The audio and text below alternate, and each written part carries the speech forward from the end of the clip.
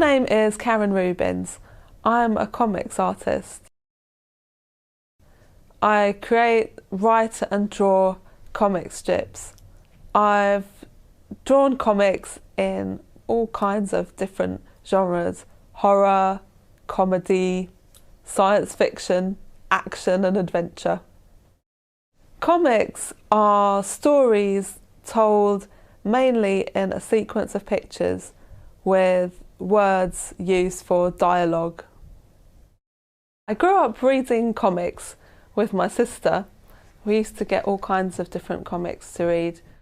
For example, Marvel superheroes, which we bought from the newsagent, and I used to read a lot of Asterix books. I really loved drawing when I was growing up, and I studied illustration at university, where I started drawing my own comics. One of the first comics I read that I really loved was a fantasy story called ElfQuest. It was written by an American woman called Wendy Pini and her husband Richard.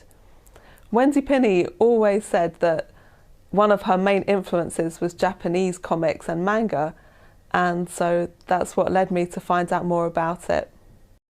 The word manga was first used by an artist called Hokusai in the 19th century, who published a series of his sketchbooks under the title manga. Manga means irresponsible pictures. Nowadays, it's just used to mean comics. Osamu Tezuka is the father of modern manga.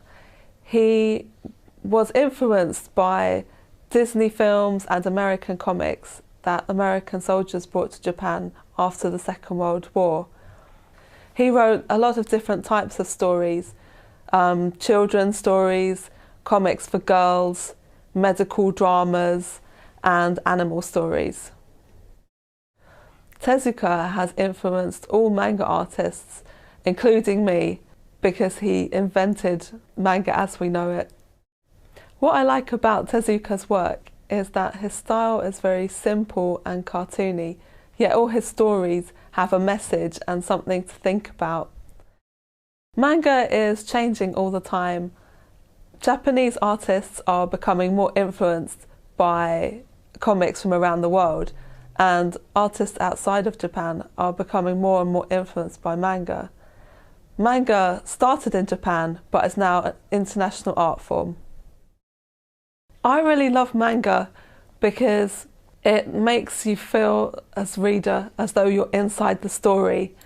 With comics made in the West, it's almost as though you're watching the story, as though it was a film.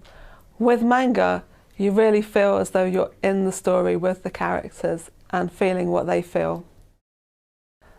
I write stories and draw them myself, but sometimes I also work with a writer.